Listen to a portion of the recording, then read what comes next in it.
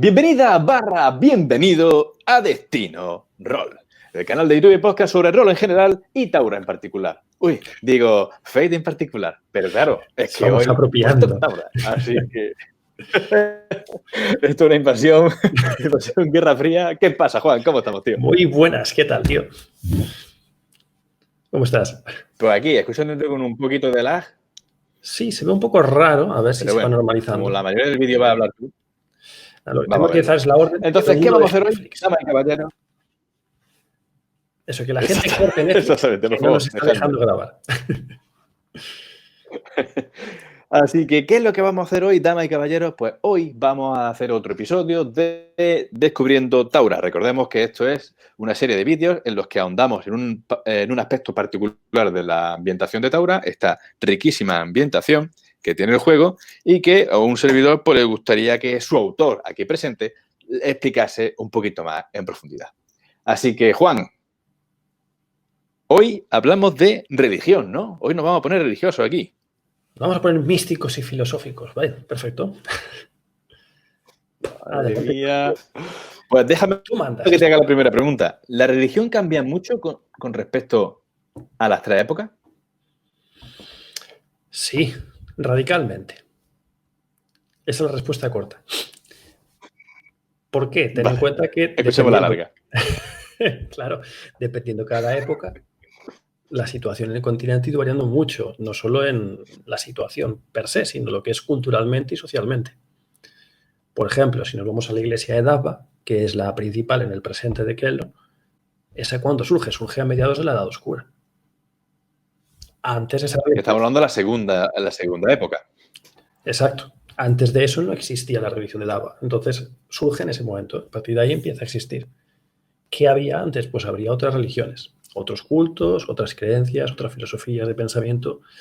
Algunas pueden haber perdurado, como puede ser el caso, por ejemplo, en las tierras orientales, que va a haber corrientes que desde tiempos más remotos han ido perdurando hasta el presente. Pero bueno, es que las tierras orientales son para dar de comer aparte, como en nuestro mundo.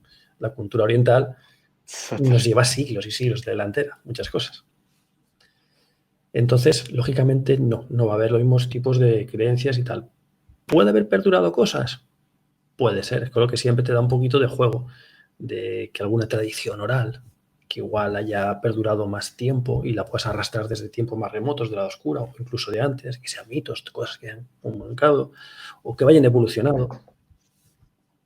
Pero lo más normal que te vas a encontrar es que, como director de juego, como jugador, introduzcas diferentes religiones o creencias en cada época. En la Guerra de los Arcanos anterior, por ejemplo, el manual no ahondó mucho, porque es una zona que está más abierta, porque realmente la religión allí no tiene tanto peso a nivel de gestión social, porque estás en guerra. Juan. Sí. Por eso hacemos estos vídeos. Por eso hacemos estos vídeos. Entonces, ¿qué pasa? Y yo doy esas pinceladas, de decir, bueno, pues tienes este culto, tal, son cosillas que se van anotando en los márgenes para darte pistas de por dónde puedes inventar y construírtelo sobre la marcha o preparártelo. Edad Oscura,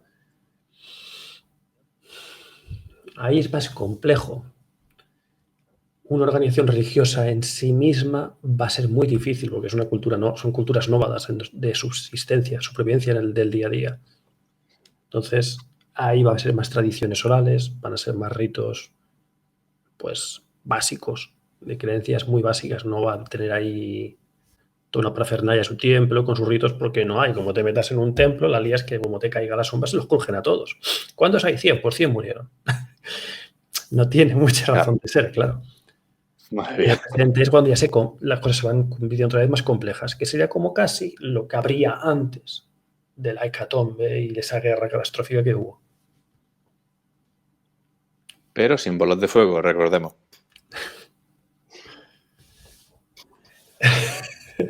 Sí, exactamente. Entonces, ¿qué tienes en el presente?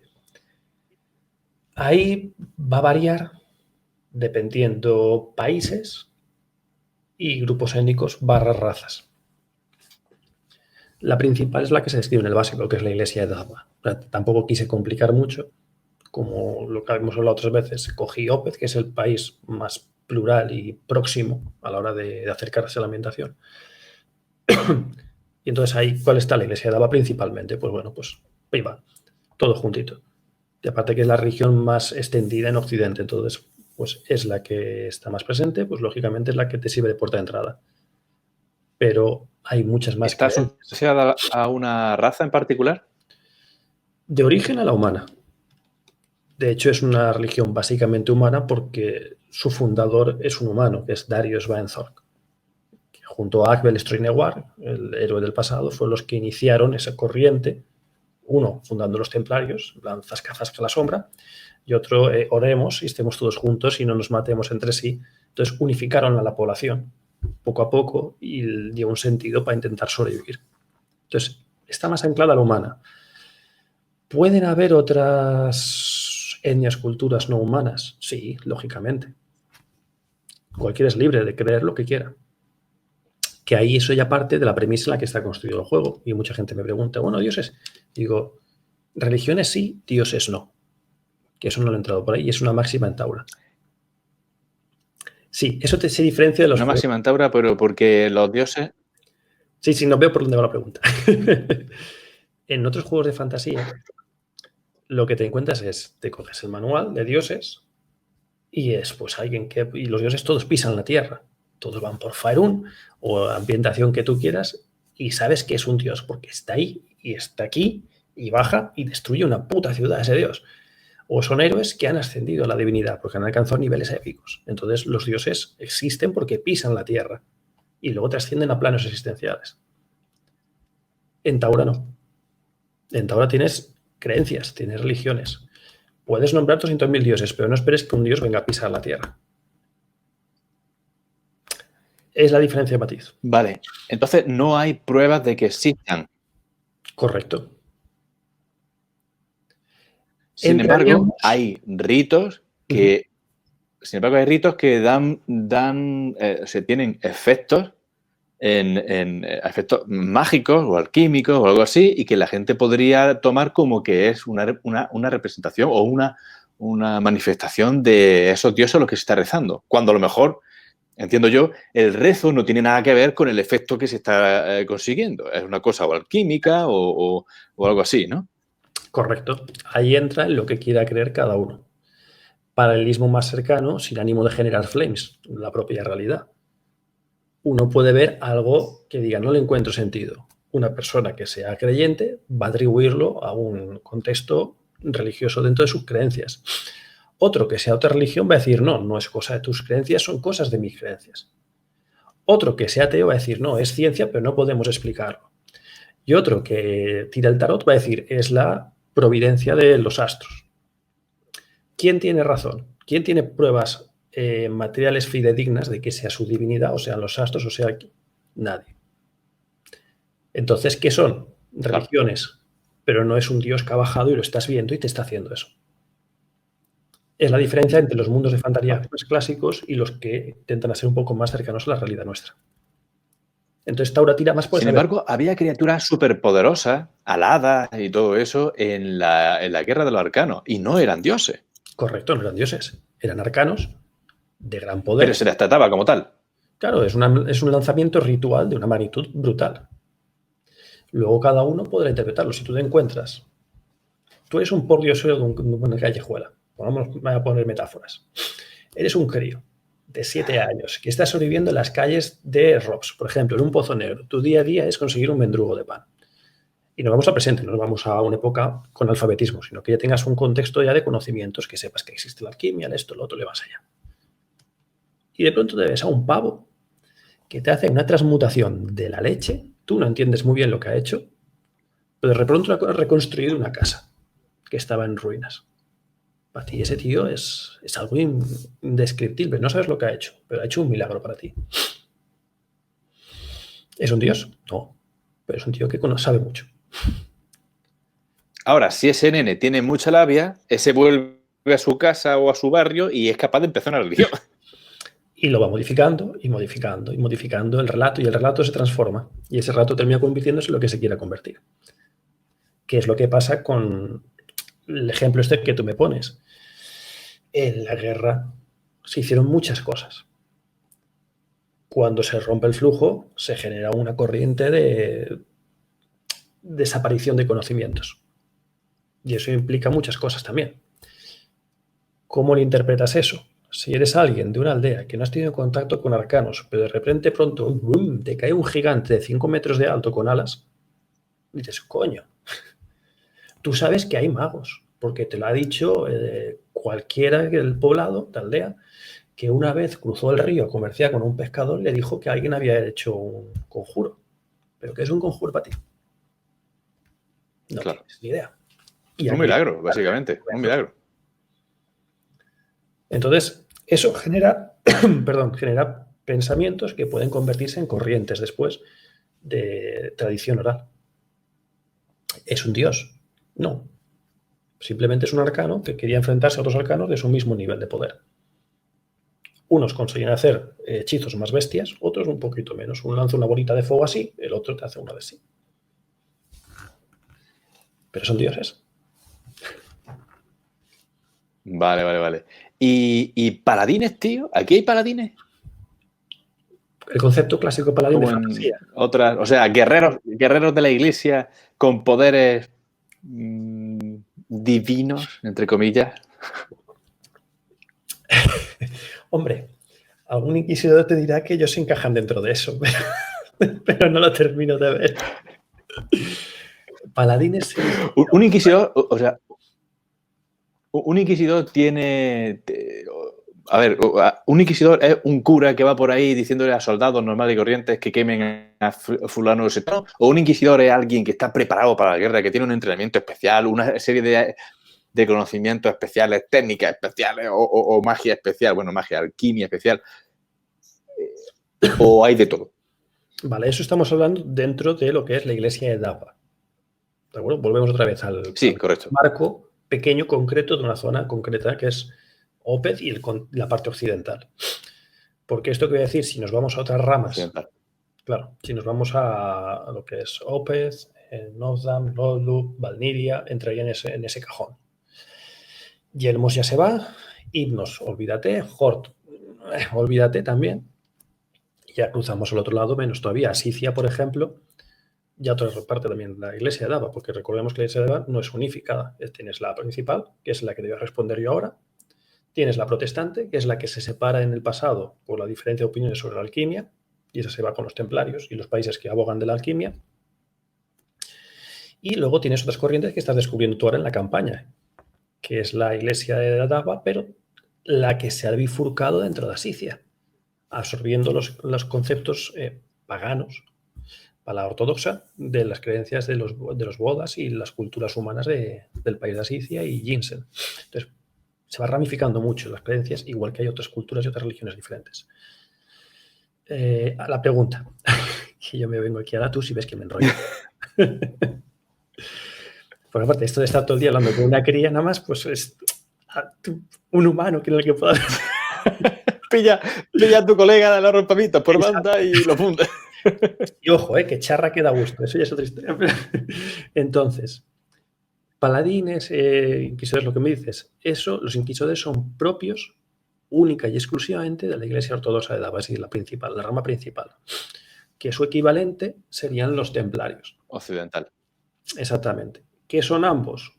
Dos formas de ver diferente una misma cosa, que en su base es muy similar, pero en la práctica difiere muchísimo, que es la forma de afrontar las corrupciones sombrías. Básicamente. Los templarios son soldados entrenados para saber combatir la sombra. En sus inicios, con lo que haya, ahora pues incluye la alquimia y demás, lógicamente, que es con lo que diversificaron con la iglesia de Dava. ¿Qué tienen los inquisidores? O sea, tienen un entrenamiento para luchar contra la sombra como hacen los brujos, ¿no? Sí, en parte. Los brujos les copian. Que tampoco hay muchas herramientas. Pero les copian a ellos. Eso ya nos vamos a hablar de otro tema que es la sombra. Y como nos pongamos, estamos aquí hasta las 4 de la mañana. Pero... Para otro vídeo, si queréis escuchar sobre la sombra, os suscribís y le dais a la campanita para que os suene cuando vayamos a hacer ese vídeo. Si no, que a este ritmo será pronto. Porque sí, la sombra tiene varias formas, pero muy poquitas realmente de afrontarse. Y al final los métodos son muy similares. Entonces, los templarios lo que están entrenados es... que sí siempre funciona es salir corriendo. Esa es la mejor de todas, nunca falla. Entonces, los templarios entrenaron para combatirla. Después introdujeron métodos sobrenaturales. Los inquisidores toman esa parte básica, es decir, hay que combatir la sombra desde los métodos directos. Algunos puede que han introducido alquimia hipócritamente porque para ellos la alquimia es un concepto peligroso. ¿Qué pasa? Que con el tiempo esa opinión se ha ido radicalizando. Y entonces vas a encontrarte que pues habrá algunas ramas que posiblemente sí te manden a la hoguera. Otras igual no. Igual te encuentras un inquisidor que sí que hace uso. No te lo dirá abiertamente, pero puede que utilice alquimia. O simplemente poderes psíquicos. Juan, ¿y si usa alquimia, él qué va a decir que está usando? ¿El poder de Dava o va a... o no le enmascara? Depende del inquisidor. Ahí volvemos a lo mismo, cómo quieras plantearlo el personaje, tanto jugador como no jugador. Puede ser uno que te lo suelta a la cara, pero eso va a tenerle opiniones enfrentadas dentro de su grupo y de su propia fe. Sobre todo si estás en una zona donde no haya una opinión muy favorable de. Pero la opinión más general, si nos vamos a lo más fácil de interpretar, lógicamente no te va a decir que es alquimia, es iluminación de su Dios. La gran rueda de la vida que está intercediendo a través de él para interponer su voluntad. Eso. ¿En qué creen esta gente? ¿Dava es un dios persona o es un dios concepto? ¿Para quién? Para los creyentes. Para los creyentes. Para los creyentes es un dios, es su Dios, es esa entidad sobrenatural, omnisciente y capaz de todo, que saben que está, lógicamente, en la rueda de la vida. Por eso tiene ese símbolo de la rueda como fe. Y es la entidad que no solo les gobierna, sino que además purifica sus almas y mantiene el equilibrio entre muerte, purificación y resurrección. Ellos creen en esa reencarnación a través de pasar por sus manos. No es que te reencarnes y reencarnes y reencarnes y reencarnes, es que tú cuando mueres trasciende tu alma al éter, no lo llaman cielo. Allí llegas hasta Dava, tu alma va errando por el plano etéreo porque se sabe que existe y se ha visto las almas en el plano etéreo. Y tu alma vaga por ahí hasta que siente la llamada de Dios, de Dava. Y entonces cuando tu alma es purificada y enviada otra vez al mundo físico. Y naces de nuevo bajo otra identidad. ¿Es como el budismo que tiene el objetivo de dejar de hacerlo? ¿O aquí no hay un objetivo de dejar de reencarnarse? Es eterno. Para ellos es una blasfemia. Para un creyente de Dava es una blasfemia pensar que el ciclo se va a terminar. Eso sería la hecatombe. ¡Oh, la sombra! Pero hablaremos de eso. Exactamente. Para otros, la personificación de Dava existe o no existe. Para los Daurus, por ejemplo, carece de importancia práctica, porque para un Daurus la religión per se no tiene ningún sentido.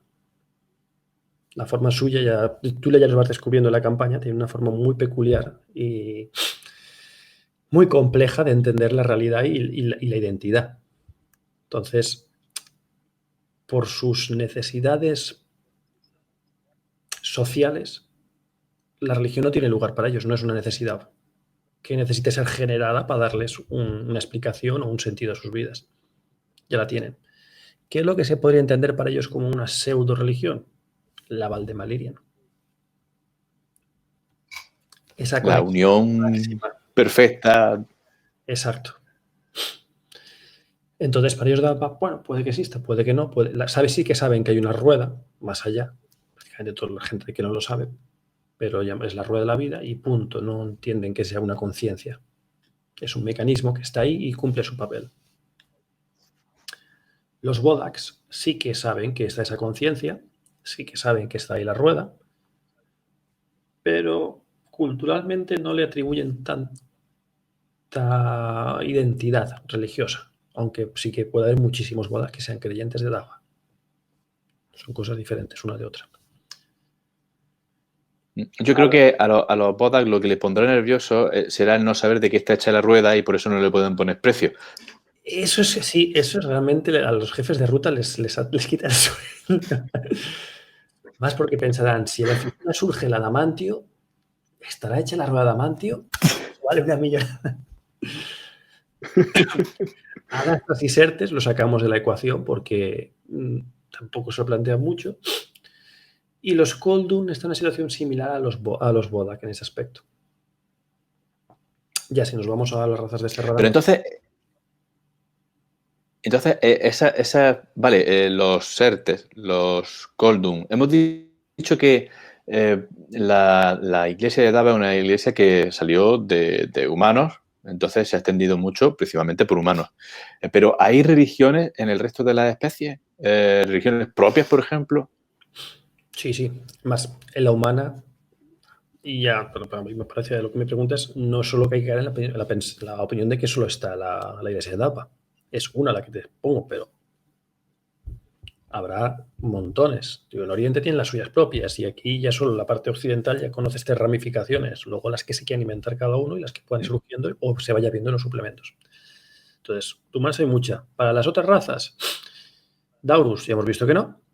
Koldun van a tener sus creencias, puede que tengan algunas propias, lógicamente, pero no por raza, sino por región. ¿De acuerdo? No hay que caer en el error de que cada raza tiene su religión, con sus conceptos, con sus pensamientos. No, son razas diferentes, sí, pero todas coexisten en los mismos espacios. Y la geografía marca mucho la cultura. Entonces, esos arraigos culturales van a estar metidos dentro de su ubicación geográfica. Entonces, sí. Pero hay casos, ¿no? Por ejemplo, los Sertes sí tienen una diosa que, si no recuerdo mal, está relacionada con la naturaleza o algo así. Gaia, correcto. La gran sierpe. Pero si te fijas, los Alastras y los Sertes están enmarcados todos en una misma ubicación geográfica. Entonces sí que se puede hablar como raza. ¿Cuál es esa ubicación, Juan? El norte. Dos ubicaciones, si soy exacto. Tienes en la parte norte del continente las tierras salvajes, donde están los Alastras y los Sertes, ese gran bosque, y las montañas que hay arriba. En el bosque los Sertes, lógicamente, en las montañas los Alastras. Y si nos vamos al Indo, tienes otras ramas de Alastras y de Sertes. En la zona del Indo, lo mismo, en el bosque, las junglas o en las montañas los Alastras. Entonces, si te fijas, en ese aspecto sí que puedo hablarte de que la raza tiene su religión. Porque como están atadas a un espacio físico concreto, físico, geográfico, sí que se puede hablar como religión de esa raza. Y tienen la propia. Aunque el espacio que tienen está realmente... O sea, el espacio geográfico está repartido entre las dos especies, pero no veneran las dos especies a las mismas deidades. Es decir, los Sertes no veneran a Gaia, ¿no? ¿O sí? Los Sertes a Gaia, correcto.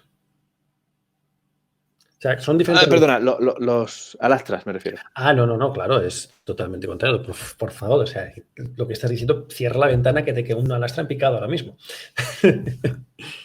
Claro, es una diosa. ¿Cómo va a tener eso escala jerárquica? Claro, para una lastra es que son dos blasfemias. Primero, que le está dando mucho poder a una mujer, y segundo, le está dando mucho poder a la naturaleza. ¿Dónde vamos a ir a parar? Es al revés justo de los Sertes. ¿Cómo me pones a un hombre en la cima del cúspide de deidad y encima que no tenga ningún respeto a la naturaleza? O sea, son las dos polaridades totalmente opuestas. Por eso, bueno, no es por eso por lo que están enfrentados, pero sí que es un punto en el que en el presente genera ese conflicto. Porque la divergencia viene de mucho más atrás.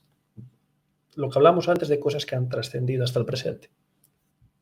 Que estos vienen desde la guerra de los arcanos.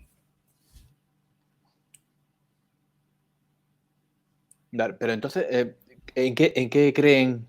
O sea, los Sertes creen en Gaia. ¿Y en qué creen los Alastras? Los Alastras tienen un panteón que, para explicarlo de forma rápida y accesible, yo no sé si pongo el mismo, no, en el manual no puse el mismo ejemplo, pero bueno, de palabras siempre lo digo. Tú te coges el panteón nórdico y son como si fuesen vikingos con alas. Entonces tú dices eso y dices, vale, ya lo visualizo. Entonces a partir de ahí dices, vale, pues ahora te lo explico. Entonces tienen esa creencia de diversos dioses, tienen una gran personificación, que es en la cúspide, y eso se va ramificando en familias, en las cuales siempre el varón es el que es más importante, y hay mujeres también, pero es una religión muy machista, o más bien una cultura muy machista. Como la sociedad en sí. Como sociedad. Que, ojo, que realmente tampoco la cultura nórdica, igual lo digo una barbaridad, pero no eran tanto así porque en otros aspectos la igualdad entre hombre y mujer sí que estaba. Yo te ves la serie de Vikingos y dices, hay mucha igualdad entre hombres y mujeres que no te vas a ver en culturas más judio-cristianas. Pero en la parte alastra sí, por esa base que viene del pasado. Entonces, eso es lo que justifica esa aberración cultural que son los alastras.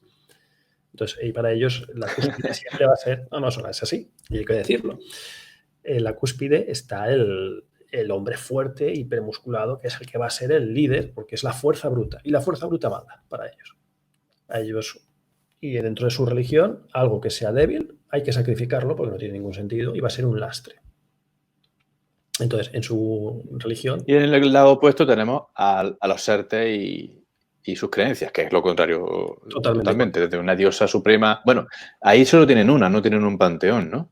Correcto. Los Alastres tienen su panteón, tienen su certificación de realidades, incluso en ese aspecto sí que son un poquito más complejos que los Sertes, porque sí que diferencian niveles de lo que es el mundo físico, el plano más etéreo, lo que es el submundo, que le ponen otros nombres y dentro de un marco que le dan ellos su explicación y sitúan sus enemigos, porque son todos, básicamente.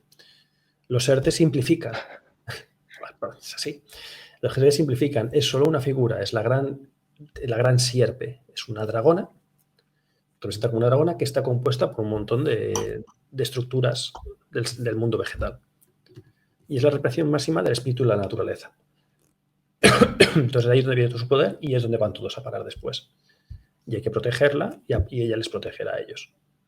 Parte de esa protección mutua. Uno es imposición, ellos son protección mutua. Uno es estratificación, el otro es centralización. Son diferentes. Y eso, bueno, genera luego pues que es una sociedad matriarcal, cada uno tiene sus vertientes. ¿De dónde vienen esos orígenes? Entonces, quien no tendría... disculpa. Continúa. No, dime. Entonces, quien no tendría una religión propia serían los Daurus, aparte de la creencia de la Valdevalerian como concepto supremo de la comunidad Daurus, y los Koldun. No, los Koldun también. O sea, como raza, lo digo, los Koldun como raza, igual que los Bodak como raza, no tienen una religión propia porque están enmarcados dentro de su ubicación. Entonces, si tu comunidad Koldun, tu poblado, tu hermandad, está, por ejemplo, en Opeth, puede que tú o que tu hermandad sea creyente de Dapa. Por ejemplo, si tú... Pero no hay religiones importantes que hayan salido de esa especie, ¿no? No, porque es una raza integrada entre los humanos. O sea, tiene sus poblaciones, pero igual que puede estar integrado en tu propia hermandad, puede estar integrado en las ciudades humanas. Entonces, están mezclados. No es un núcleo tan cerrado. Alastras y Serte son núcleos cerrados. Si eres Alastra, eres Alastra. Si eres Serte, eres Serte. Te dejaré entrar a lo mejor. Posiblemente igual hasta no te dejo salir. Bueno, los Serte sí. Los Alastra es más difícil. Pero siempre será Uniquefol. Exacto. Gracias. Pero son núcleos más cerrados. Los otros están integrados dentro de la cultura. Humanos, Koldun, Daurus, Bodaks. Se entremezclan entre sí. Adiós el micro. Se entremezclan entre sí. No solo en sus propias ciudades, sino en diferentes núcleos urbanos y... ¿Te escucho más bajo? Puede ser. A ver. ¿Ahora? Sí, a ver. Sí, mejor. Vale. Mejor. Entonces, claro, recordemos a la audiencia que los Koldun son básicamente humanos con unos poderes mentales de la leche, ¿vale? Y con tendencia a locura senil. Pero son básicamente eso. Entonces, lo que dice Juan, es más fácil para ellos mezclarse en comunidades humanas porque si tu vecino no se calla que él lava los platos con telequinesis, pues tú no sabes que ese hombre es otra cosa que no sea un humano, ¿vale? Ese hombre, esa mujer. Entonces, pues para ellos sí es más fácil. Obviamente, los Sertes, los Alastras y los Bodas por la altura y la Rechonche y los... Ay, ¿cómo se llama el personaje? Y los Daurus, leche. y los Daurus, como realmente tienen esas características físicas que lo diferencian tanto de la humanidad, pues obviamente pues ahí sí hay una distinción clara. Y por eso quizás no sea tan común ver Daurus religiosos, aunque estén en territorio humano. A ver, por poder se puede, lógicamente. O sea, no hay nada que sea imposible. Te puedes encontrar hasta una lastra que sea religiosa, ya yéndonos al extremo. Pero tiene que tener su justificación, lógicamente. Entonces, un Daurus que sea creyente implica algo muy importante. Y es que ese Daurus entiende el concepto de identidad como singular.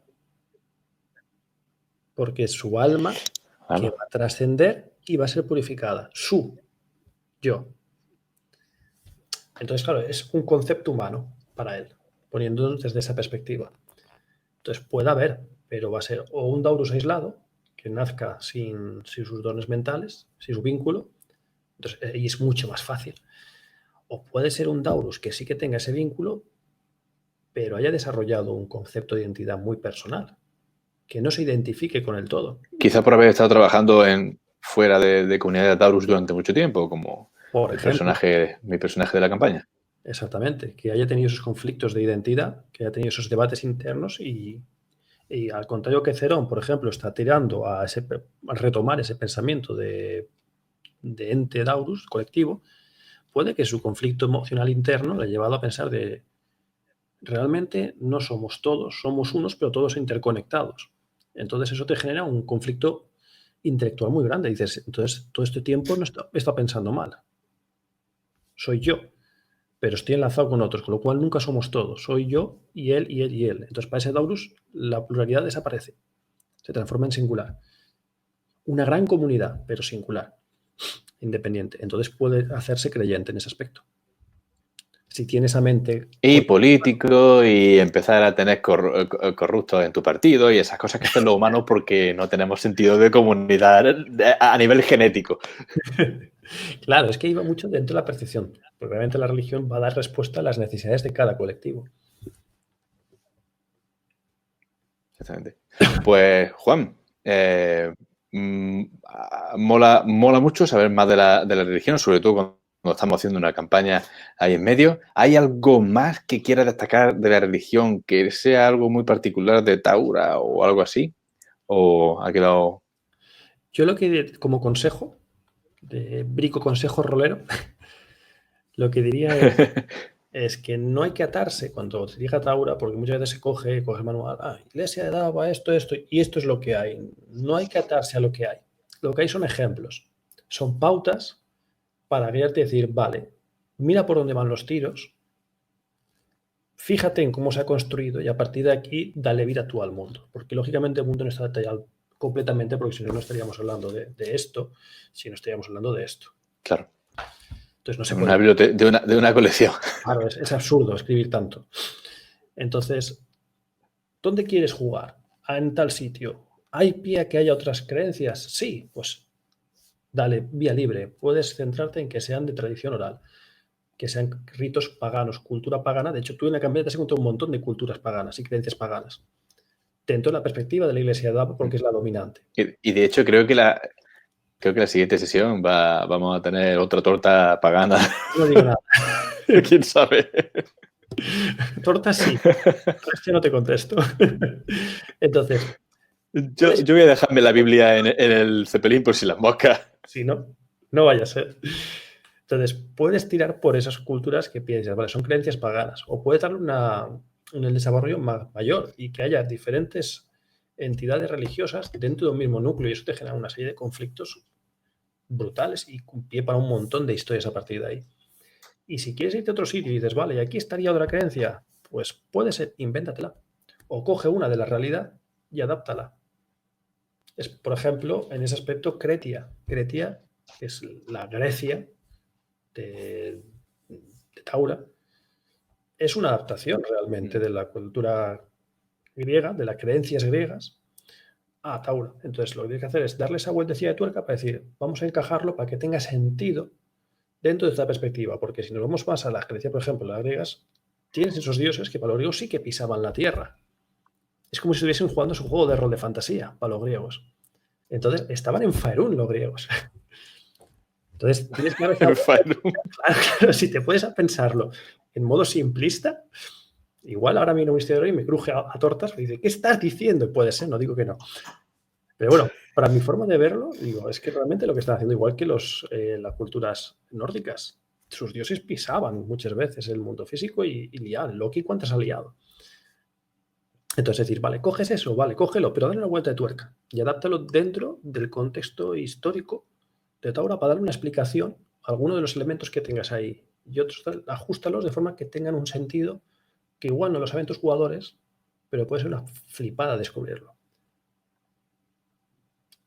Entonces es no atarse, es crea, inventa o coge y ajústalo aprovechando que tienes 3 épocas y esas 3 épocas te sirven para explicar lo que hay. Sobre todo si te tiras para atrás. Genial.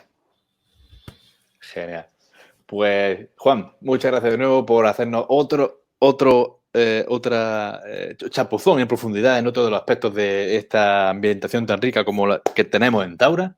Y tú, que estás ahí, que has escuchado todo esto, que ahora te sientes mucho más iluminado que antes en el tema de Daba Nuestro Señor, si quieres seguir recibiendo este tipo de perlas taurianas, o como nos diga aquí el autor que se diga, tendremos un episodio para ese tipo de cosas también. Suscríbete, dale a la campanita para que te sigamos dando la murga con Taura y nos vemos en el siguiente episodio de Destino Roll.